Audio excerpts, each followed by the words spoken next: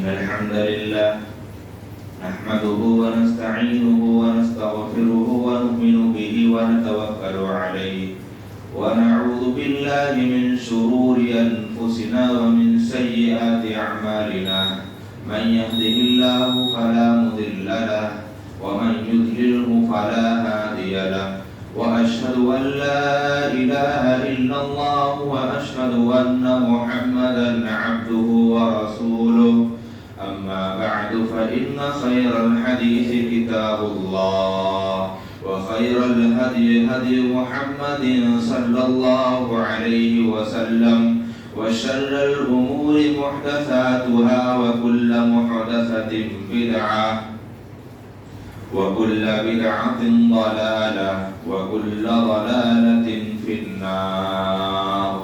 أعوذ بالله من الشيطان الرجيم. بسم الله الرحمن الرحيم. يا أيها الذين آمنوا اتقوا الله حق تقاته ولا تموتن إلا وأنتم مسلمون. يا أيها الناس اتقوا ربكم الذي خلقكم من نفس واحدة وخلق منها زوجها وبث منهما رجالا كثيرا ونساء واتقوا الله الذي تساءلون به والأرحام إن الله كان عليكم رقيبا. يا أيها الذين آمنوا اتقوا الله وقولوا قولا سديدا يصلح لكم أعمالكم ويغفر لكم ذنوبكم ومن يطع الله ورسوله فقد فاز فوزا عظيما.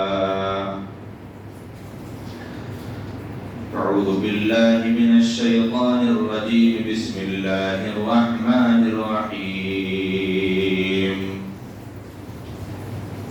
يا أيها الذين آمنوا قوا أنفسكم وأهليكم نارا وقودها الناس والحجارة عليها ملائكة غلاظ شداد لا يعصون الله ما أمرهم ويفعلون ما يؤمرون. وقال النبي صلى الله عليه وسلم ما من عبد يسترعيه الله رعية ثم يموت يوم يموت وهو غاش لرعيته إلا حرم الله عليه الجنة. رب اشرح لي صدري ويسر لي أمري واحلل عقدة من لساني يفقهوا قولي. رب زدني علما رب زدني علما.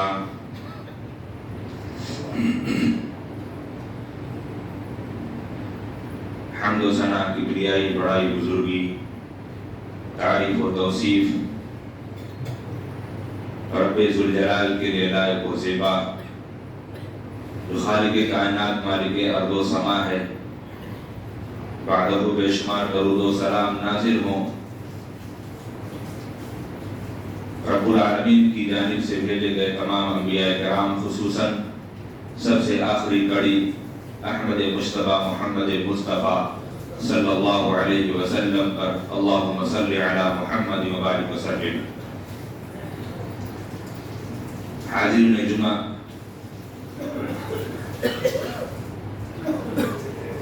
یوں تو اللہ رب العالمین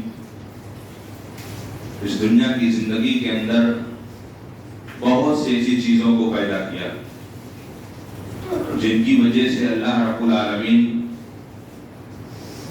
اس دنیا کو خوبصورت اور اس دنیا کو نور جیسی نعمت اور اس دنیا کو چمک دمک بنایا اور انہی ساری صفات اور انہی خوبیوں میں سے جو ایک بہت اچھی چیز اللہ رب العالمین نے جو دنیا کی خوبصورتی اور دنیا کے رنگ اور دنیا کی بہترین رونق کے سلسلے میں اللہ رب العالمین نے بتایا کہ انہی میں سے ایک چیز نعمت اولاد ہے. اولاد اولاد انسانی زندگی کی اللہ رب العالمین کی جانب سے ایک عظیم نعمت ہے. یہ نعمت اللہ رب العالمین کی جانب سے ملنے والی گھر کے اندر، خاندان کے اندر، رشتہ داروں کے اندر ایک اللہ رب العالمین کی جانب سے بہت بڑا انعام ہے. یقیناً وہ گھر بہت ہی اپنی تمام نعمتوں کو پانے کے باوجود بھی اولاد کی نعمت سے محرومیت پر بہت اپنے اندر افسوس اور بہت اپنے اندر انسان کمی محسوس کرتا ہے. یہ اللہ رب العالمین کا نظام ہے کہ اللہ تعالیٰ نے قرآن مقدس کے اندر دو نظریے بیان فرمائے. پہلا تو اللہ رب العالمین نے دنیا کی زندگی کے اندر اکثر و بیشتر لوگ اللہ رب العالمین کی اس نعمت سے فیضیاب ہیں اور اللہ نے ان کو اس نعمت سے نوازا ہے. پھر اللہ رب العالمین نے دو نظریہ بیان فرمایا کہ اللہ تعالیٰ نے اس اولاد کی بنیاد پر کہیں پر اللہ نے نعمت قرار دیا، کہیں پر اللہ رب العالمین نے فتنہ قرار دیا، اور کہیں پر اللہ رب العالمین نے اس بیوی کو اور اس اولاد کو دشمن قرار دیا. اللہ رب العالمین نے کہا کہ بے شک المال والبنون زینت الحیات الدنیا، یہ مال، یہ اولاد اللہ رب العالمین کی جانب سے ملنے والی نعمت میں سے دنیا کی زینت ہے، دنیا کے اندر ملنے والی نعمت ہے. اور وہیں پر اللہ رب العالمین نے دوسرے مقام پر قرآن مقدس کی آیت کریمہ میں اللہ نے کہا انما اموالکم واولادکم فتنہ، یعنی جہاں پر ایک نعمت اللہ رب العالمین، نعمت اولاد، نعمت مال، اور یہ دونوں نعمت بہت عظیم ایک انسان کی زندگی کے تعلق سے بہت گہرا رشتہ ہوتا ہے. ایسا نہیں کہ ایک انسان دولت مند ہے اور اس کے پاس ساری کی ساری پراپرٹی، جاہ و جلال، عزت، عہدہ، اثر و رسوخ، شہرت، منصب سب کچھ ملا ہوا ہے، لیکن اگر اولاد نہیں ہے تو اس کی زندگی کے اندر بہت ایک طریقے سے کمی محسوس ہوتی ہے. اور اللہ رب العالمین نے اولاد کی نعمت سے نوازا ہے، لیکن اگر مال کی کمی ہو رہی ہے تو انسان اس پر بھی اپنی زندگی کے اندر نادم ہوتا ہے، یا کبھی بسا اوقات اسے اپنے اس مال کی قلت کی بنیاد پر کبھی کسی اور چیز کا سہارا لینا پڑتا ہے. غربت کی زندگی اللہ رب العالمین کی جانب سے ایک انسان کے لیے آزمائش کا ذریعہ ہے. اولاد کی نعمت ملنے کے بعد پھر اگر اللہ رب العالمین نے جہاں پر نعمت قرار دیا اور پھر اس نعمت کو پانے کے بعد اللہ رب العالمین نے ایک دوسرا فارمولا بتایا کہ استغفروا ربکم انہ کان غفارا یرسل السماء علیکم مدرارا ویمددکم باموال وبنین ویجعل لکم جنات ویجعل لکم انہارا. یعنی اللہ رب العالمین دنیا کی زندگی کے اندر جن لوگوں کو اللہ تعالیٰ نے اس نعمتوں سے محروم کر رکھا ہے، ان کے لیے اللہ رب العالمین نے صاف لفظوں میں قرآن مقدس کی آیت کریمہ اس بات پر اعلان کرتی ہے کہ استغفروا ربکم انہ کان غفارا. اولاد کا حصول، مال کا حصول، یہ استغفار کی بات کہاں سے آئی؟ یعنی ایک انسان اپنی زندگی کے اندر اللہ رب العالمین سے جتنا توبہ اور جتنا استغفار کرے گا، جتنا اللہ رب العالمین کی جانب رجوع کرے گا، اتنا ہی اللہ رب العالمین اس کو نوازتا جائے گا، اور کبھی بسا اوقات اللہ اس کو آزماتا بھی جائے گا. یہ انعام ہے توبہ استغفار کا کہ استغفروا ربکم انہ کان غفارا یرسل السماء علیکم مدرارا. اللہ رب العالمین آسمان سے بارش نازل فرمائے گا، وَيُمْدِدْكُمْ بِأَمْوَالٍ وَبَنِينَ، اور اللہ مدد کرے گا تمہاری اس دنیا کی زندگی میں، تمہاری اس کمی کو اللہ پورا کر دے گا جو کبھی بسا اوقات مال کی بنیاد پر یا کبھی اولاد کی بنیاد پر اللہ اس کمیوں کو تمہیں تمہاری زندگی کے اندر شرمندگی اور تمہیں اپنے اندر اس احساس کمتری کا اللہ رب العالمین شکار نہیں ہونے دے گا، اللہ اس چیز کو عطا کر دے گا. اللہ کا وعدہ ہے وَيُمْدِدْكُمْ بِأَمْوَالٍ وَبَنِينَ وَيَجْعَلْ لَكُمْ جَنَّاتٍ وَيَجْعَلْ لَكُمْ أَنْهَارًا. یہ تو دنیا کی زندگی کے اندر دو انعام کا اللہ نے اعلان کیا، اور اسی توبہ استغفار کی بنیاد پر اللہ رب العالمین جنت کا راستہ بھی آسان بتا رہا ہے. تو ہماری زندگی کے اندر اللہ تعالیٰ نے اس نعمت کو دیا، نعمت مال، نعمت اولاد، لیکن کبھی کبھی بسا اوقات اولاد کی تربیت میں، اولاد کی تعلیم میں، اولاد کی ترقی میں، ان کو اسوہ رسول بتانے میں، محبت رسول صلی اللہ علیہ وسلم کی تعلیمات سکھانے میں، اخلاق حسنہ اور اخلاق کریمانہ ان کو بتانے میں بسا اوقات کبھی ہم پیچھے ہوتے ہیں۔ ہم نے ان کو اس تعلیمات سے ہم نے ان کو روشناس نہیں کرایا، ہم نے اللہ رب العالمین کا ان کو تعارف نہیں کرایا، ہم نے اللہ رب العالمین کے نبی محمد رسول اللہ صلی اللہ علیہ وسلم کو آپ کا اسوہ، پیشوا، نمونہ، آئیڈیل تو ہم نے مانا، لیکن ہم نے رسول اللہ صلی اللہ علیہ وسلم کی تعلیمات پر ہم نے ان کو گھارا نہیں، ہم نے اس تعلیمات کو ان کو سکھایا نہیں۔ یہ والدین کی ذمہ داری اپنی اولاد کے تعلق سے وہ کیا پہلو ہونے چاہیے، وہ کیا طریقہ کار ہونے چاہیے، چند دو چار گوشے آپ کے سامنے رکھوں گا کہ اولاد جب اللہ رب العالمین دیتا ہے تو والدین کے اوپر ایک بہت بڑی نعمت اللہ رب العالمین دیتا ہے۔ جو اولاد ہم میں سے اکثر و بیشتر لوگوں کو اللہ رب العالمین نعمت اولاد سے تو نوازتا ہے، لیکن اس نعمت اولاد کو نعمت بنانے کے لیے والدین کو محنت کرنی پڑتی ہے۔ بچے کی ولادت ہوئی، بچہ پیدا ہوا، پیدا ہونے کے فوراً اس کے 7ویں دن اس کا عقیقہ کیا جائے۔ یہ جناب محمد رسول اللہ صلی اللہ علیہ وسلم کی تعلیمات میں سے ہے، اور پھر ایک اس کا اچھا نام رکھا جائے۔ ہمارے سماج کے اندر آج کسی بچے کی یا کسی بچی کی ولادت ہوتی ہے، بولے صاحب نام بتاؤ، ان کو صحابہ کرام کے نام، انبیاء کے نام گناتے چلے جاؤ، نہیں پسند آیا، کوئی نیا نام بتاؤ، سوشل والا نام بتاؤ جو بہت اچھا لگے۔ افسوس تو یہاں ہوتا ہے کہ شرکیہ نام جن کے اندر بدعت کی بو پائی جائے، جن کے اندر گناہوں کے اثرات پائے جائیں، جن کے اندر شرک پایا جائے، لوگ ایسے ایسے نام کو بھی تسلیم کر لیتے ہیں۔ کہیں پر کوئی عبد النبی رکھ لیا، کہیں پر کوئی عبد الرسول نام رکھ لیا، کہیں پر کوئی عبد الکعبہ نام رکھ لیا۔ یہ نام نہیں ہے، ان ناموں سے شرک کی بو آ رہی ہے۔ اللہ رب العالمین نے نبی کریم صلی اللہ علیہ وسلم کو سکھایا، اس زمین پر سب سے محبوب اللہ تعالیٰ کو جو نام ہے وہ عبداللہ اور عبد الرحمن ہے۔ ان ناموں کو سب سے پہلے بتاؤ، ان ناموں کو رکھو اللہ کے رسول صلی اللہ علیہ وسلم کی اس سنت کو حاصل کر کے اپنی زندگی کے اندر۔ کیونکہ بسا اوقات انسانی زندگی کے اندر ناموں کے اثرات کبھی مرتب ہوتے ہیں انسان پر، نام کا اثر انسانی زندگی پر کبھی نہ کبھی اس کے اوپر آتا ہی ہے۔ اللہ کے رسول صلی اللہ علیہ وسلم کی زندگی میں ایک تابعی ہے، ان تابعی کے دادا حضرت سعید بن مسیب، یہ تابعی ہیں، ان کے دادا کا نام کیا تھا؟ ان کے دادا کا نام تھا حسن۔ حسن مانے غم، رنج و غم، پریشانی، ٹینشن، اس نام کا معنی نبی صلی اللہ علیہ وسلم نے، یہ سعید بن مسیب ان کے دادا، ان سے نبی کریم صلی اللہ علیہ وسلم نے کہا نام بدل لو، نام بدل لو، یہ نام کا معنی اچھا نہیں ہے۔ انہوں نے کہا اللہ کے رسول صلی اللہ علیہ وسلم باپ دادا نے نام رکھا ہے، رکھا رہنے دیجئے۔ تابعی سعید بن مسیب کا بیان ہے کہ اگر میرے دادا محمد رسول اللہ صلی اللہ علیہ وسلم کی اس نصیحت پر عمل کیے ہوتے تو آج تک میرے گھر کے اندر ہمیشہ رنج و غم ہی رہا ہے۔ وہ اگر نام کو بدل لیتے تو شاید اللہ رب العالمین اس رنج و غم کو ہٹا دیتا۔ ناموں کے اثرات انسانی زندگی میں پڑتے ہیں، چاہے وہ بیٹی ہو چاہے وہ بیٹا ہو، یہ اللہ کی دونوں نعمتیں ہیں۔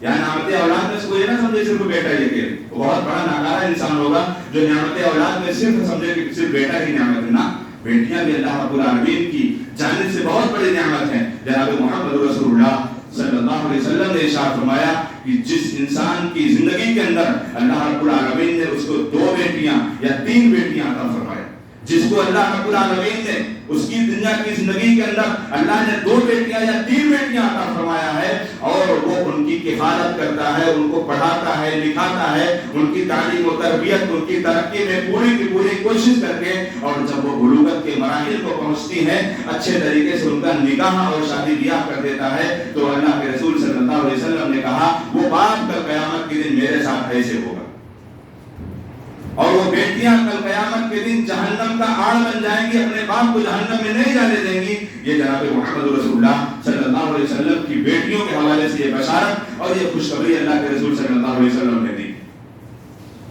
بچے کی ولادت پر نام کا مسئلہ ہو گیا۔ اب جب 7 سال کے ہو جائیں، جب بچے 7 سال کے ہو جائیں تو ان کو نماز کا حکم دیا جائے، ان کو نماز کی تعلیم، ان کو نماز کی تلقین کی جائے۔ یہ والدین کی ذمہ داری میں سے بڑی ذمہ داری ہے۔ پہلے رسول صلی اللہ علیہ وسلم نے کہا مروا اولادکم بالصلاۃ، مروا اولادکم بالصلاۃ وهم ابناء 7 سنین، کہ اے لوگوں تم اپنے بچوں کو نماز کی تعلیم، نماز کی تلقین دو جب وہ 7 سال کے ہو جائیں۔ ایسا نہیں کہ 7 سال سے پہلے نماز نہیں پڑھ سکتے. بہت سے ایسے بچے الحمدللہ مسجد میں آتے ہیں, 5 سال 6 سال کے بچے نماز پڑھتے ہیں, ان کو نماز کے پورے اذکار یاد ہیں. تو یہ حکم دیا جا رہا ہے نبی صلی اللہ علیہ وسلم کا کہ اے لوگوں, اے والدین, اپنی زندگی کے اندر تمہاری ذمہ داری بنتی ہے کہ تم اپنی اولاد کو اس چیز پر حکم دو. لیکن ہمارا معاشرہ, ہمارا سماج بچوں کو فجر کی نماز کے لیے تو نہیں اٹھا پائیں گے, لیکن 6 بجے اسکول ہے, اس کے لیے بچہ تیار ہو جائے گا. یہ ہمارا رویہ, یہ ہمارا کلچر. نماز کے لیے بچے کو ہم نہیں اٹھا سکتے, ہم نماز کے لیے اپنے بیٹوں کو, اپنی بیٹیوں کو ہم نہیں اٹھا سکتے. لیکن اگر ان کا اسکول, ان کا کالج ہے, آپ اسکول میں پڑھاؤ, کالج میں پڑھاؤ, ڈاکٹر بناؤ, لائرس بناؤ, انجینئر بناؤ, ان کو سائنٹسٹ بناؤ, سب کچھ بناؤ, اسلام نے منع نہیں کیا. لیکن جو سب سے بڑا مقصد ہے, مقصد حیات, جس کو اللہ نے کہا وما خلقت الجن والانس الا لیعبدون, اللہ کی عبادت کا ان کو تم نے طریقہ نہیں بتایا, کل قیامت کے دن اللہ رب العالمین کی جنت سے محروم. آپ دنیا کی ساری دولت, دنیا کی ساری پراپرٹی, ان کو دنیا کا سارا عیش و آرام آپ نے ان کو دے دیا. ایک آدمی اپنے بچے کو ڈاکٹر, لائر, انجینئر, سائنٹسٹ سب کچھ بنا ڈالا, لیکن اپنے بچوں کو, اپنی بچیوں کو اس نے اتنی تعلیم نہیں دی کہ پہلی رکعت میں سورہ فاتحہ پڑھنا ہے یا کچھ اور چیز پڑھنا ہے, یا سورہ فاتحہ یاد ہے کہ نہیں یاد ہے, یا سورہ فاتحہ کے بعد کوئی سورت یاد ہے کہ نہیں یاد ہے. یہ ہماری زندگی کے اندر سب سے بڑی خامی اور سب سے بڑی ہماری یہ غلطی ہے کہ ہم اپنے بچوں کی اصلاح, ہم دینی طور پر دینی تربیت اور شرعی تربیت, ہم پیارے رسول صلی اللہ علیہ وسلم کے اس اخلاق کریمانہ اور ہم آپ صلی اللہ علیہ وسلم کی اس سیرت طیبہ کی زندگی, جو آپ صلی اللہ علیہ وسلم کی پاک زندگی ہے, ہم نے اس چیز کو اپنے بچوں تک ہم نے نہیں سکھایا. جناب محمد رسول اللہ صلی اللہ علیہ وسلم نے کہا ما من عبد يسترعي الله رعية ثم يموت يوم يموت وهو غاش لرعيته الا حرم الله عليه الجنة. جو ذمہ دار, اور یہ سب سے بڑا ذمہ دار والدین, سب سے بڑے ذمہ دار ہے گھر کے, والدین سب سے بڑے ذمہ دار ہے گھر کے. اگر انہوں نے اپنی ذمہ داری ادا نہیں کی, والدین کی ذمہ داری یہ نہیں کہ اپنے بچوں کے لیے کار, گھر, بنگلہ, گاڑی, عیش و آرام, الغرض دنیا کی تمام سہولیات ان کو اپنے میسر کر دیا, لیکن آپ نے ان کو دین کی تعلیم اتنی بھی نہ سکھائی کہ وہ نماز بھی پڑھ سکے, یا اللہ رب العالمین کے راستے میں وہ کچھ خرچ کر سکے, یا اللہ رب العالمین کی رضا, اس کی خوشنودی کے لیے وہ روزہ رکھ سکے. آپ نے ان کو اتنی تعلیمات دی نہیں ہے, تو آپ نے اپنی دنیا کی زندگی کا بہت بڑا نقصان اور بہت بڑا گھاٹا اور خسارے کا سودا آپ نے کیا ہے. اللہ رب العالمین آپ کے اوپر الا حرم اللہ علیہ الجنہ, ایسے لوگوں پر اللہ تعالیٰ جنت کو حرام کر دیتا ہے جو اپنی ذمہ داری نہ ادا کرے. ذمہ داری پانے کے بعد, اپنے عہدہ, منصب, اثر و رسوخ پانے کے بعد جو اس کے حق کو نہ ادا کرے, اور اس کے حق اسی وقت ادا ہوں گے جب اس کے رعایا, اس کے ماتحت لوگ جب اس ذمہ داری سے مکمل جب استفادہ نہیں ہو گئے, اس وقت تک آپ نے اپنی زندگی کا حق ادا نہیں کیا, اور اللہ رب العالمین اس کے بارے میں سوال کرے گا.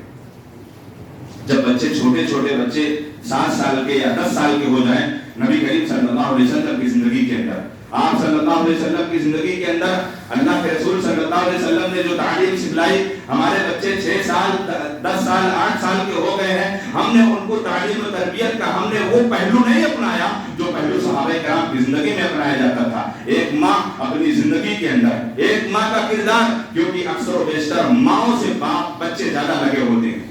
باپ کا کام کیا ہے؟ باپ باہر گھر کمانے دمانے دنیا بھر کے سفر میں حضر میں رہتا ہے. ماں کے پاس سب سے زیادہ بچے رہا کرتے ہیں, اور ماں کی تعلیم, ماں کی تربیت اور ماں کا کیریکٹر اور ماں کی جو ساری کی ساری اس کی صبح سے لے کر شام تک جو حرکتیں ہوں گی وہ بچوں کے اندر اتر جائیں گی اور بچے اس کو سیکھ لیں گے. اگر ماں حیا والی ہے, ماں اخلاق والی ہے, ماں کے اندر پردے کا پاس و لحاظ ہے, بچیاں بھی پردہ کریں گی, بچیاں بھی پردہ کریں گے. اگر ماں پردے والی ہے, ماں شرم و حیا والی ہے, بچیاں بھی پردہ کریں گے, وہ بھی شرم و حیا والی ہو جائیں گے. اور اگر باپ اپنی زندگی کے اندر اپنی اولاد کے سامنے باپ گالیاں دیتا ہے دنیا والوں کو, باپ جھوٹ بولتا ہے, باپ غیبت کرتا ہے, باپ جھوٹ گولی کرتا ہے, باپ ادھر سے ادھر دوسروں کی لگاتا ہے, یہاں کی بات وہاں پہنچاتا ہے, اس کی بات اس سے کہتا ہے, وہ اپنا مشن بنا لیتا ہے برائیوں پر, گالی دینا، جھوٹ بولنا، چوری کرنا، رشوت کھانا، سود کھانا، یہ سارے کے سارے کام اگر باپ کرے گا تو ظاہر سی بات ہے زندگی میں اولاد اس کی ضرور کرے گی. کیوں؟ کیونکہ جناب محمد رسول اللہ صلی اللہ علیہ وسلم اپنے ساتھ ایک مرتبہ حضرت حسن رضی اللہ تعالیٰ عنہ کو لے کر جا رہے تھے. راستے میں حضرت حسن رضی اللہ تعالیٰ عنہ نے ایک کھجور اٹھا کر کھا لیا. آپ صلی اللہ علیہ وسلم نے کہا اے پیارے بچے تھوک دو. کیا تم کو نہیں پتا کہ آل محمد پر صدقہ نہیں جائز نہیں ہے؟ لیکن کیا پتا کہ وہ صدقے کا مال تھا، کس چیز کا مال تھا؟ شک میں اللہ کے رسول صلی اللہ علیہ وسلم نے کہا تھوک دو. یہ تعلیم و تربیت، یہ تربیت اپنی زندگی کے اندر. اور صحابیہ بیان کرتی ہیں، صحابیہ اپنی زندگی کے اندر وہ ننھے چھوٹے چھوٹے بچوں کو اور اپنی بچیوں کو دین کی تعلیمات سے اتنا ان کو روشناس انہوں نے کرایا کہ وہ نمازیں بھی پڑھتی تھی. اور کبھی رمضان کے روزوں میں چھوٹے چھوٹے معصوم بچے جب وہ روزہ رکھتے اور جب ظہر کے وقت کے بعد جب ان کو بھوک پیاس کی شدت جب محسوس ہوتی تو ان کو بہلانے اور پھسلانے کے لیے کھلونا دے دیتے ہیں. اور ہم بہلانے کے لیے کیا دیتے ہیں؟ موبائل دے دیتے ہیں. ہم بہلانے کے لیے موبائل دیتے ہیں. پھر موبائل کی لت اتنی خراب لت ہے کہ چھوٹے چھوٹے 2 سال 3 سال کے بچے رات بھر 1 بجے تک موبائل. اللہ کا واسطہ میرے بھائیوں میرے مومنوں، اپنی زندگی کے اندر سب سے پہلے اس برائی کو ختم کرو. وہ 1 دن روئیں گے، 2 دن روئیں گے، آپ اس چیز کو ان سے دور کر دو. موبائل آپ ان کے سامنے مت دو. اگر آپ نے ان کو موبائل دیا ان کے راتوں رات کی نیند خراب ہوتی ہے اور وہ تعلیم سے اپنے آپ کو دور کرتے ہیں. کچھ ایسے بچے ہیں جن کو میں پڑھاتا بھی ہوں، لیکن جب موبائل کی تعلیم سے ان سے بات آتی ہے تو فوراً رونے لگتے ہیں. اب نہیں چلاتا موبائل. اب اللہ جانے ان کے ماں باپ جانے کہ وہ چلاتے ہیں کہ نہیں چلاتے. لیکن اگر آپ نے ان کو موبائل سے ان کو بہلانے پھسلانے کا کھلونا بنایا تو وہ کھلونا نہیں، وہ ایک دن بڑا کھیل کریں گے اور وہ آپ کی بات نہیں مانیں گے اور تعلیم و تربیت کی تو دور کی بات ہو جائے گی. یہ جناب محمد رسول اللہ صلی اللہ علیہ وسلم کے صحابہ کرام کی زندگی کے اندر یہ معمول تھا. اور بچوں کی تربیت کے حوالے سے بچوں کی صحت، ان کے جسمانی طور پر ان کی آپ کی ذمہ داری بنتی ہے کہ ان کا خاص خیال رکھنا. عرب کا ماحول تھا. نبی کریم صلی اللہ علیہ وسلم کی زندگی سے پہلے بھی، آپ صلی اللہ علیہ وسلم کی زندگی کے بعد بھی، جب بچے کی ولادت ہوتی تھی، بچے کی جب ولادت ہوتی تھی تو اس کو رضاعت کے لیے اس کو دیہاتوں میں بھیجا جاتا تھا. اور خود میرے نبی محمد رسول اللہ صلی اللہ علیہ وسلم حضرت دائی حلیمہ رضی اللہ تعالیٰ عنہ کے پاس وہ بھی آپ وسلم رضاعت کے طور پر لائے گئے تھے. تو دیہات میں بھیج کر مقصد کیا ہوتا تھا؟ ان کو بہادر بنانا، ان کو شجاعت، ان کو قوت، ان کے اندر جوامردی پیدا کرنا. اور یہ ہم سب میں ہر باپ کی ذمہ داری، ہر والدین کی ذمہ داری ہے کہ ان کی پیدائش کے بعد سے ان کے مراحل میں ان کی صحت یابی کا آپ خاص خیال رکھو. یہ آپ کی ذمہ داری ہے.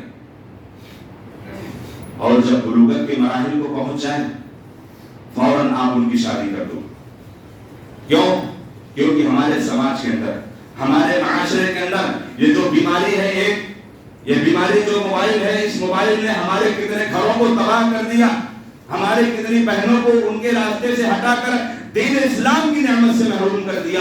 کبھی اللہ رب العالمین کے اس راستے پر، اس تعلیمات پر کبھی اگر آپ نے ان کو بتایا ہوتا کہ اسلام سے دور جانے پر کیا گناہ ہے اور اسلام کو چھوڑ کر دوسرے کے راستے پر چلنے پر کیا سزا اللہ رب العالمین نے دی ہے، اور شریعت کے احاطے، شریعت کے دائرے کو کراس کر جانے پر اللہ نے کیا جرم قرار دیا ہے، اگر آپ نے ان کو دینی تعلیمات سے اگر آپ نے ان کو آراستہ کیا ہوتا تو آج ہماری زندگی کے اندر یہ افسوس والے جملے نہیں آتے کہ فلاں جگہ کی فلاں کی بیٹی دور چلی گئی ہے، فلاں جگہ کی فلاں جگہ کی بیٹی دور چلی گئی ہے. اور یہ ایک نقصان یہ بھی معلوم ہے کیا؟ اختلاف تعلیمی نظام. جہاں مرد اور عورت، جہاں لڑکے، نوجوان لڑکے اور نوجوان لڑکیاں ایک ٹیبل پر بیٹھ کر جب وہ تعلیم حاصل کریں گے تو آپ اس چیز سے غیر محفوظ ہو گئے. آپ اس چیز سے اپنے آپ میں مطمئن مت ہو جاؤ کہ جہاں آگ ہے اور پٹرول ہے وہاں دونوں ایک دوسرے میں جل نہ جائے. ایسا نہیں ہے. اللہ رب العالمین نے، نبی صلی اللہ علیہ وسلم نے جب اتنی بڑی تاکید دے دی کہ کوئی بھی مرد اور کوئی بھی غیر عورت انجان مرد سے اور انجان عورت سے نہیں مل سکتی ہے، کیونکہ اس کے درمیان ایک شیطان ہوتا ہے. آپ کتنی پاکیزگی، کتنی طہارت اختیار کر لو، کتنے آپ پاک دامن ہو جاؤ، لیکن آپ صحابہ کرام کی زندگی اور صحابیہ کی زندگی سے آپ پاک نہیں ہو سکتے. ان کو بھی یہی حکم دیا گیا تھا. ان کو بھی اللہ رب العالمین نے یہی حکم دیا تھا، پردے کا، حجاب کا، پاس و لحاظ کا. اور اگر अपनी जिंदगी के अंदर अगर हमने इस चीज पर अगर कभी गौर व फिक्र नहीं किया, हम अपनी जिंदगी के अंदर आज तो हमने अपने आप में हमने दीनी तालीम तो उनको सिखाया नहीं, कुरान हमने सिखाया नहीं, उसवे नबी हमने बताया नहीं, सीरत तैयबा हमने बताया नहीं, नबी की जिंदगी, सहाबा की जिंदगी, सहाबिया की जिंदगी हमने उनको तो उन तक तो पहुंचाया नहीं। लेकिन जब ऐसे मामलात में जब ऐसे मराहिल आते हैं तो अफसोस करने से हमारी जिंदगी के अंदर क्या मिलता है। इसीलिए जनाब मोहम्मद रसूलुल्लाह सल्लल्लाहु अलैहि वसल्लम ने इरशाद फरमाया कि जब एक मोमिन की जिंदगी के अंदर जब हया उससे निकल जाती है तो ईमान भी उससे निकल जाता है।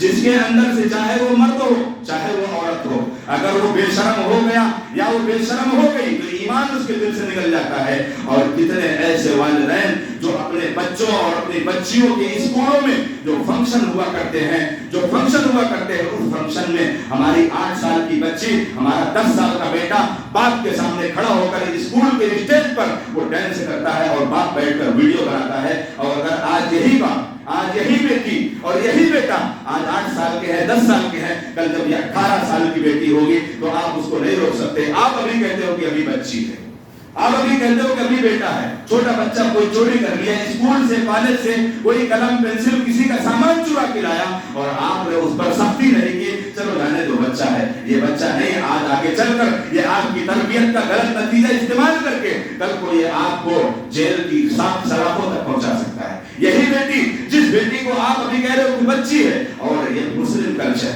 मुस्लिम समाज का वो कल्चर जिस कल्चर पर अफसोस होता है कि जनाब मोहम्मद रसूलुल्लाह सल्लल्लाहु अलैहि वसल्लम ने और अल्लाह रब्बुल आलमीन ने पूरा कुरान मुकद्दस के अंदर अल्लाह रब्बुल आलमीन ने कुरान मजीद की आयत करीमा नाज़िल फरमाकर अल्लाह ने कहा कि ऐ नबी अपनी बीवियों को, ऐ नबी अपनी बेटियों को, ऐ नबी तमाम सहाबिया को, ऐ नबी तमाम मोमिना औरतों को कह दो कि वो अपने हिजाब में रहें, वो अपने पर्दे में रहें। और अल्लाह रब्बुल आलमीन ये इसका हुक्म देता है। आज अगर हम अपनी बच्चियों को, अपनी बेटियों को अगर हमने इस तरीके से तालीम तरबियत से हमने आरास्ता नहीं किया तो कल को अगर हमारी बच्चियां पैंट शर्ट में और टी शर्ट में अगर दुनिया वालों के सामने निकलेंगी तो आप इस बात पर मुतमईन मत हो जाना कि मेरी बेटी अपने अंदर वो ईमान की हसरत, ईमान की शौक और ईमान का जज्बा वो अपने अंदर पैदा करती है, वो उसके अंदर से चीज खत्म हो जाएंगी। ये जनाब मोहम्मद रसूलुल्लाह सल्लल्लाहु अलैहि वसल्लम के ऊपर अल्लाह ने कुरान मुकद्दस की आयत करीमा नाज़िल फरमाकर इस बात का सारे मोमिनों और सारे मोमिनात को आगाह कर दिया है कि अपनी जिंदगी के अंदर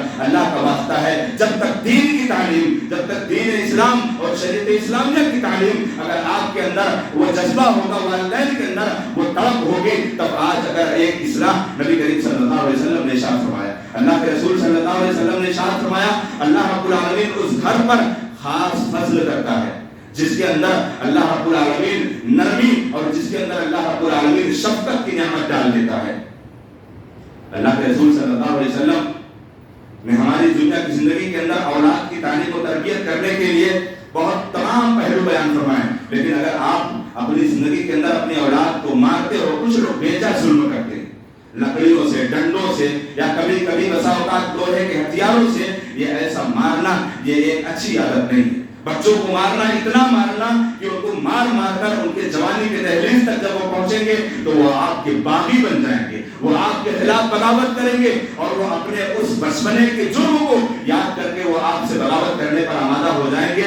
लेकिन वही तालीम नबी सल्लल्लाहु अलैहि वसल्लम ने दी है कि आप सल्लल्लाहु अलैहि वसल्लम ने जो हुक्म दिया, अगर उस हुक्म की बुनियाद पर अपनी जिंदगी के अंदर आपने अगर उनको उस दीनी तालीमात से अगर रास्ता आरास्ता किया तो वो आपकी जिंदगी के अंदर नेमत भी होंगे और आपके लिए सुकून होंगे। उन औलाद के लिए दुनिया के अंदर इससे बड़े अजाब की जरूरत नहीं पड़ेगी कि उनका बेटा या उनकी बेटी उनकी नाफरमान हो जाए। इससे बड़े अजाब की दुनिया के अंदर एक इंसान को जरूरत नहीं है। वो अपनी जिंदगी के अंदर अगर उसकी बेटी, उसकी औलाद अगर नाफरमान बन गई, उससे बगावत करने वाली बन गई, तो इससे बड़ा अजाब एक इंसान के लिए नहीं है। हाँ, एक इंसान समझता है मैं नमाज पढ़ता हूँ, मैं रोजा रखता हूँ, मैं हज करता हूँ, मैं अल्लाह रब्बुल आलमीन की सारी तालीमात पर अमल करता हूँ, मेरे बच्चे इबादत करें या ना करें, नमाजें पढ़ें या ना पढ़ें, ऐसा नहीं है कि वो सिर्फ मुजरिम है, आप उनके सबसे बड़े मुजरिम हो। जैसा कि नबी करीम सल्लल्लाहु अलैहि वसल्लम ने कहा, जो जिम्मेदार वो जिम्मेदारी अदा नहीं करेगा, इल्ला हर्रमल्लाहु अलैहिल जन्नह, अल्लाह उसके ऊपर जन्नत को हराम करार देगा। आज की तालीम और तरबियत, हमारी नई जनरेशन, नया हमारा जो कल्चर चल रहा है, जो हमारी नई नस्लें हैं, इस दौर पर فتن میں ہمارے لیے ذمہ داری بنتی ہے کہ ہم اپنے بچوں کو ایک ایک تعلیمات سے ہم ان کو نماز کی تعلیم، ہم ان کو اپنے گھر کے اندر صبح سے لے کر شام تک جناب محمد رسول اللہ صلی اللہ علیہ وسلم، حضرت حسن رضی اللہ تعالیٰ عنہ، حضرت حسین رضی اللہ تعالیٰ عنہ کو رات کے وقت ایک کلمات سکھایا کرتے تھے، وَعِدُكُمَا بِكَلِمَاتِ اللَّهِ التَّامَّةِ مِنْ كُلِّ عَيْنٍ لَامَّةٍ وَمِنْ كُلِّ عَيْنٍ حَامَّةٍ۔ یہ نبی کریم صلی اللہ علیہ وسلم حضرت حسن حسین رضی اللہ تعالیٰ عنہ کو سکھاتے ہوئے اللہ کے رسول صلی اللہ علیہ وسلم نے کہا، میرے بابا خلیل اللہ حضرت ابراہیم علیہ السلام، یہ حضرت ابراہیم علیہ السلام حضرت اسماعیل اور حضرت اسحاق کو یہ کلمات سکھایا کرتے تھے۔ ہم تو اپنے بچوں کو گانا، اپنے بچوں کو سیریل، اپنے بچوں کو دنیا بھر کی ساری کی ساری حرکتوں کو سکھانے کے بعد ہم فخر محسوس کرتے ہیں۔ فخر تو وہاں ہونا چاہیے کہ ابھی اپنے ایک دوسرے علاقے میں خطبہ دینے گیا تھا، ایک آدمی کا 4 سال کا بیٹا، الحمدللہ 4 سال کا بیٹا، وہ 29ویں پارے کی پہلی سورہ ملک پورے حفظ یاد کر رکھا تھا۔ اس باپ کے لیے فخر کی بات ہے، سعادت مندی کی بات ہے، خوش نصیبی کی بات ہے۔ 4 سال کا بیٹا 2 پنے کی 2 پیج کی پوری سورہ ملک کو حفظ یاد کر رکھا تھا، باقاعدہ سنایا بھی۔ اور ہمارے بچوں کو تو سورہ فاتحہ نہیں آتی، وہ نماز میں پڑھ لیں، یا ہمارے بچوں کو تحیات سے سلامت سے نہیں آتی، وہ اپنے نمازوں کے اندر پڑھ لیں۔ یہ ذمہ داری اگر ہم نے آج سلف کے اندر یا ایک کہیں پڑھا تھا میں نے، واقعہ لوگوں نے لکھا ہے، اب اس واقعے کی حقیقت کیا ہے، لیکن حقانیت یہی ہے، کیا ہے اس کی حقانیت یہی پائی جاتی ہے کہ ایک شخص اپنے باپ کے جنازے کے اندر قبرستان میں پہنچا، قبرستان میں ایک شخص پہنچا اپنے باپ کے جنازے کو لے کر، باپ کا جنازہ ادھر پڑھا جا رہا ہے، بیٹا جنازے سے لے کر قبرستان کے گیٹ تک دورہ کر رہا ہے، ادھر سے ادھر گھوم رہا ہے۔ کسی نے پوچھا، کہا کہ تم کیا کر رہے ہو، تم کیا کر رہے ہو، ادھر جنازہ ہو رہا ہے، تم ادھر کیا کر رہے ہو؟ تو اس نے کہا تمہیں معلوم نہیں ہے میں اتنا قیمتی جوتا پہنا ہوں، اس کو اتار کر میں جاؤں گا باپ کا جنازہ پڑھنے تو کوئی چرا لے جائے گا۔ افسوس کی بات ہے، اگر آج ہم نے اس کو دینی تعلیمات سے اگر ہم نے آراستہ کیا ہوتا اور ہم نے بتایا ہوتا کہ والدین کی ذمہ داری کس طریقے سے ایک اولاد کے اوپر ہوتی ہے۔ نبی کریم صلی اللہ علیہ وسلم نے کہا، اذا مات الانسان انقطع عمله الا من ثلاث، کہ جب انسان کا اس دنیا سے انتقال ہو جاتا ہے، اگر کم از کم اپنی زندگی کے اندر آپ نے نیکیاں کم کیے ہوں گے، آپ عبادت کم کیے ہوں گے، اور اگر آپ نے شرک نہیں کیا تو آپ کی نیک صالح اولاد آپ کو جہنم میں جانے سے روک سکتی ہے۔ اللہ نے اتنی اتھارٹی دی ہے، اللہ رب العالمین نے اتنا مقام دیا ہے اولاد کو کہ اگر وہ والدین اگر دنیا کے اندر ان کا انتقال ہوا ہے، وہ شرک نہیں کیے ہیں، تو انشاءاللہ اس رب العالمین کی ذات پر اتنا توکل اور اتنا بھروسہ تو ضرور ہونا چاہیے کہ انشاءاللہ میری اولاد اللہ سے استغفار کر کر کے میری بخشش اور میری مغفرت کروا کر وہ اللہ سے جنت دلوا سکتی ہے۔ بتاؤ، افسوس کی بات ہے۔ ہاں، ہونا تو یہ چاہیے کہ ہم اتنی تعلیم حاصل کر لیں کہ ہم اپنے بچوں کا خود نکاح پڑھا سکیں، اور اپنے بچوں کو اتنی تعلیم دے دیں کہ ہم ہمارا بچہ ہماری نماز جنازہ پڑھا سکے۔ اتنی تعلیم تو ضرور ہو جانی چاہیے، اور اگر اتنی بھی تعلیم نہیں ہے تو پھر ہم نام کے اہل حدیث ہیں، ہم نام کے اہل حدیث ہیں، صرف نام کے۔ کام کی بات کر دو تو کتنے لوگ ابھی فجر کی نماز چھوڑے ہوں گے، کتنے لوگ فجر کی نماز چھوڑے ہوں گے صرف اہل حدیث کے دینے سے ہم اپنے آپ میں جنت کے ہم ٹھیکیدار نہیں بن جاتے ہیں۔ ہمیں اس پر عمل کرنا ہے۔ من احب سنتی فقد احبنی ومن احبنی کان معی فی الجنہ۔ اگر جنت چاہتے ہو، اپنے آپ کو اہل حدیث کہنا چاہتے ہو، تو نبی صلی اللہ علیہ وسلم کی کامل تعلیمات اور آپ صلی اللہ علیہ وسلم کی کامل سیرت اور آپ صلی اللہ علیہ وسلم کی کامل سنت پر عمل کرنے والے بندے بن جاؤ، انشاءاللہ جنت میں محمد رسول اللہ صلی اللہ علیہ وسلم کا ساتھ ہوگا۔ اللہ تعالی ہم سب کو نبی صلی اللہ علیہ وسلم کے ساتھ جنت میں داخلہ نصیب فرمائے۔ یہ ہماری زندگی کے اندر یہ کمیاں ہیں۔ اب جب ازدواجی زندگی، جب شادی بیاہ کی بات آتی ہے تو اس شادی بیاہ کے اندر اکثر و بیشتر یہ دینی تعلیم اور دینی تربیت کی سب سے بڑی کمزوری ہے کہ ہم سب سے پہلے دیکھتے ہیں مال کتنا ہے، حسن و جمال کتنا ہے، گھر خاندان کتنا اونچا ہے، لیکن ہم نے یہ نہیں دیکھا اگر ہم بیٹے کے لیے کر رہے ہیں تو بیٹی بھی ہم اسی طریقے سے دیکھیں کہ دیندار ہونی چاہیے۔ اگر ہم اپنی بیٹی کے لیے کر رہے ہیں تو داماد کو دیکھوں کہ کتنا دیندار ہے۔ اس کے اندر نبی صلی اللہ علیہ وسلم نے 4 چیزیں تو بتائی، لیکن آپ نے اس میں سب سے بیٹر کیٹیگری بتا دی کہ اس میں آپ دینداری کا سب سے بڑا پاس و لحاظ کرو۔ اگر دینداری کا پاس و لحاظ ہوگا تو اولاد نیک صالح ہوگی، اور اولاد مانگنے کے ساتھ ساتھ انبیاء کا یہ طریقہ تھا۔ سارے انبیاء کرام اپنی اولادوں کو جب مانگتے تھے اللہ رب العالمین سے تو صالح اولاد مانگتے تھے، تقوی پرہیزگار اولاد مانگتے تھے، اور وہ کب ہوگی؟ جب نیک صالحہ بیوی ہوگی، جب نیک صالحہ بیوی ہوگی۔ اور اس دعا کو تمام مومنوں کو یاد کر لینا چاہیے، ربنا هب لنا من ازواجنا وذرياتنا قرة اعین واجعلنا للمتقین اماما۔ یہ سارے مومنوں کو دعا یاد کر لینی چاہیے کہ اللہ رب العالمین ربنا هب لنا من ازواجنا وذرياتنا قرة اعین، اللہ رب العالمین ہمارے لیے ایسی بیوی عطا فرما اور ایسی اولاد عطا فرما جو ہماری آنکھوں کی ٹھنڈک۔ اور اولاد کو مانگتے ہوئے رب هب لي من الصالحین، رب هب لي من الصالحین۔ حضرت ابراہیم خلیل اللہ اللہ رب العالمین سے دعا کر رہے ہیں، رب هب لي من الصالحین، اللہ رب العالمین تو مجھے اولاد صالح عطا فرمانا۔ زکریا علیہ السلام اللہ سے دعا کر رہے ہیں کہ اللہ رب العالمین فهب لي من لدنك ولیا یرثنی ویرث من آل یعقوب واجعله رب رضیا۔ اللہ رب العالمین سے دعا کر رہے ہیں نیک صالح اولاد، اور اللہ ایسی اولاد دے جو تو نے میرے گھر خاندان کے اندر نبوت اور رسالت کا جو سلسلہ چلا ہے، اللہ آنے والی اولاد بھی ان سلسلوں کو برقرار رکھے۔ اور حضرت ابراہیم خلیل اللہ اللہ سے دعا کرتے ہوئے وجنوبنی وبنی ان نعبد الاصنام، اور حضرت ابراہیم خلیل اللہ رب اجعلنی مقیم الصلاۃ ومن ذریتی ربنا وتقبل دعا۔ اللہ مجھے میری اولاد کو نمازی بنا دے، اور اللہ ہم سب کی دعاؤں کو تو قبول فرما لے۔ یہ اپنی زندگی کے اندر یہ اولاد کے تعلق سے اگر یہ فکر اور یہ ہماری زندگی کے اندر اگر یہ سوچ ہوگی تو انشاءاللہ ایک اصلاح، ایک بہت اصلاح والا کام اور ایک سماج کے اندر بہت اصلاحی تعلیمات ہوگی، جس سے ہمارے گھروں کے اندر، ہمارے خاندانوں کے اندر، ہمارے محلوں کے اندر ساری کی ساری برائیوں کا خاتمہ ہو جائے گا۔ شرط یہ ہے کہ جو دینی تعلیم جناب محمد رسول اللہ صلی اللہ علیہ وسلم نے سکھلایا اسی تعلیمات پر اپنی زندگی پر ہم عمل کریں گے تو ہمیں افسوس بھی نہیں کرنا ہوگا، اور ہمیں اپنی زندگی کے اندر رونا بھی نہیں رونا پڑے گا۔ یہ ہماری زندگی کے اندر اولاد کے حوالے سے یہ تعلیم و تربیت، ان کو پڑھانا لکھانا، قرآن، ان کو عربی، اردو، سیرت طیبہ، نبی کریم صلی اللہ علیہ وسلم کی سیرت، صحابہ کرام کی سیرت، بچوں کو صحابہ کرام کی سیرت بتاؤ اور بچیوں کو صحابیہ کی سیرت بتاؤ، ان کو سیرت کی تعلیم سکھاؤ۔ انشاءاللہ ان کی زندگی کے اندر کبھی آپ کے تعلق سے وہ کوئی زبان دراز کھولنے کو تیار نہیں ہوں گے۔ شرط ہے کہ یہ تعلیمات آپ ان تک پہنچا دو۔ اللہ رب العزت سے دعا ہے کہ اللہ تعالیٰ تمام والدین کو اپنے اس حق کو، اللہ تعالیٰ جو والدین اپنے حقوق کی جو ادائیگی میں اللہ رب العالمین نے جو مطالبہ فرمایا ہے، اللہ اس مطالبے میں ہم تمام لوگوں کو اور ہم تمام والدین کو اللہ اپنی اولاد کی صحیح معنوں میں تعلیم و تربیت کے حوالے سے ان کے اخلاق اور ان کی عبادتیں اور ان کے سارے کی ساری نیکیاں اور ساری کی ساری خوبیوں کو